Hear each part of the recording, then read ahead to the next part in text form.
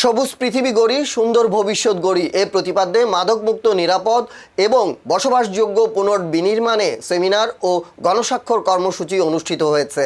Art root সোসাইটির সহসভাপতি সেকান্দার আলী সর্দারের সভাপতিত্বে অনুষ্ঠানে প্রধান আলোচক ছিলেন আর্ট রুট সোসাইটির প্রতিষ্ঠাতা ও মহাসচিব SM মেরিন।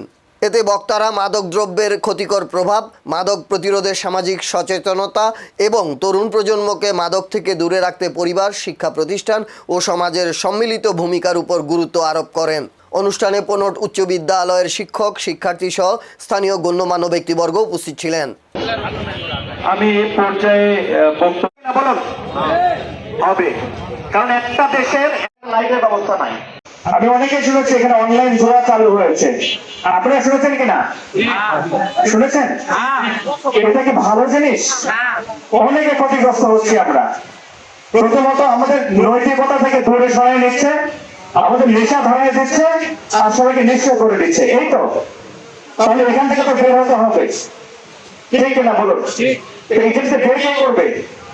বাংলাদেশের প্রধানমন্ত্রী তারেক রহমান এসে এগুলো কি সলভ করবে? করবে না। তাহলে থানা পুলিশ এসে সলভ করবে? করবে না, করবে না তারা। তাহলে এগুলো আমাদেরই করতে হবে।